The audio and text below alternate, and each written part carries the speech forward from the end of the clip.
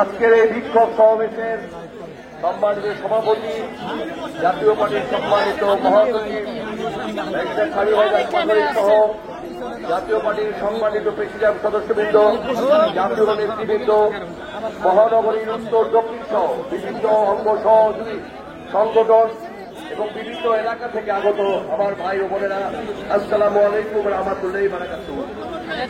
জুলাই আগস্টের যে গণ আন্দোলন, এই গণ আন্দোলনে যখন কোন রাজনৈতিক দল সমর্থন করেনি, কোন রাজনৈতিক নেতা সমর্থন করেনি, তখন জাতীয় পার্টির মাননীয় চেয়ারম্যান তাদের ৩রা জুলাই সংসদে দাঁড়িয়ে এই ছাত্রদের অধিকারের পক্ষে কথা বলেছেন এবং জিএম কাদের সাহেব ২০ জুলাইয়ের পর সাংবাদিক সম্মেলন করে জাতীয় পার্টির সকল অর্গানাইজেশনকে ছাত্র আন্দোলনে অংশ নেওয়ার কথা বলেছেন এবং ওই সময় ৩রা আগস্ট এই যে শহীদ মিনারে যে বিক্ষোভ হয়েছে, সেখানে আমাদের ছাত্র সমাজের যে নেতারা, ছাত্র সমাজের সেই সময়ের সভাপতি মামুন সহ অনেকের ফুটেজ এখনো টিভির পর্দায় ভাসে এবং আমাদের রংপুরে 2 জন এই গণ আন্দোলনে শহীদ হয়েছে।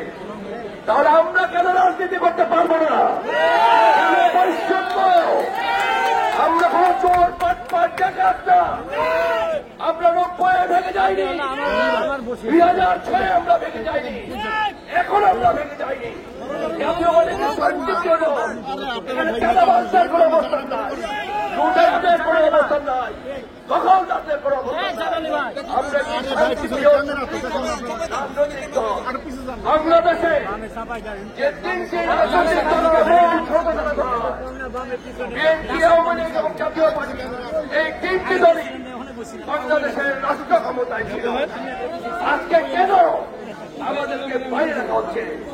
যেদিন শেখ হাসিনার পতন হয়, সেই দিন আমাদের মাননীয় চেয়ারম্যানকে ক্যান্টনমেন্টে ডেকে অন্য রাজনৈতিক দল, বিএনপি, জামাত সহ সকল রাজনৈতিক দলের সাথে আলাপ করেছে।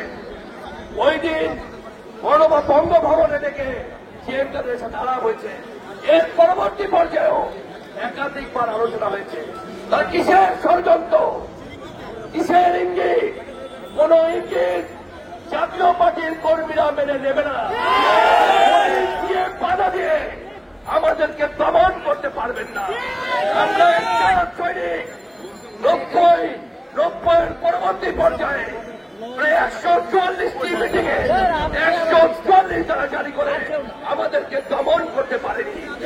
শেখ হাসিনা 96 থেকে 2000 আমাদেরকে দমন করতে পারেনি এবং গত 15 বছর এই যে শেখ হাসিনা নির্বাচন করেছে, আমরা জাতীয় পার্টি 2014-তে আমাদের পার্টির চেয়ারম্যানকে হোসেন মোহাম্মদ এরশাদ, উনি সেই নির্বাচন বর্জন করেছিলেন। শেখ হাসিনা জাতীয় পার্টির আরেকটি অংশ থেকে এবং সে এরশাদের আহ্বানে সাহায্যে 250 করে প্রার্থী ওই নির্বাচন বর্জন করেছিল, প্রত্যাহার করেছিল।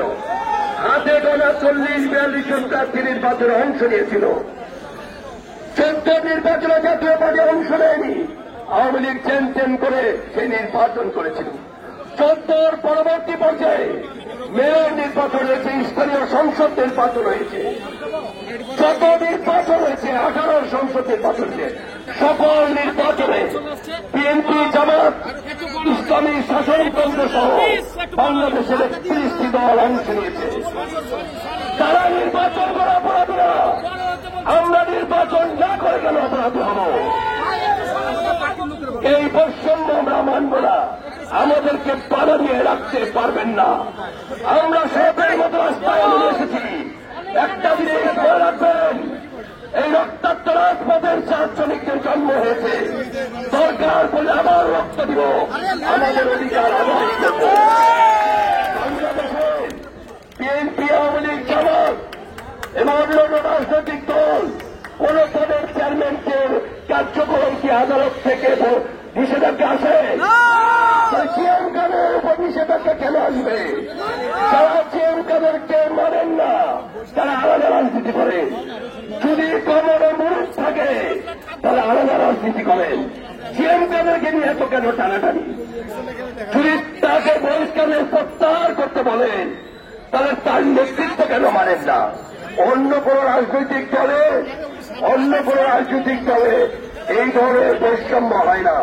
শুধু জাতীয় পার্টির ক্ষেত্রেই যেহেতু জিএম কাদেরকে বাংলাদেশের মানুষ ক্ষমতায় দেখতে চায়, তার সচ্ছল সৎ রাজনীতি বাংলাদেশের মানুষ পছন্দ করেছে, এই জন্যই এই সরকার জিএম কাদেরকে ধ্বংস করতে চায়।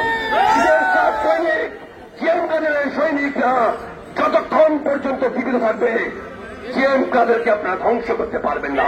আগামী আন্দোলনে আপনারা এভাবে রাস্তায় নেমে আসবেন, এই আহ্বান জানিয়ে আমি আমার বক্তব্য শেষ করছি। আপনারা ভালো থাকবেন। ইনশাআল্লাহ অমর হোক জিএম কাদের জিন্দাবাদ। ধন্যবাদ।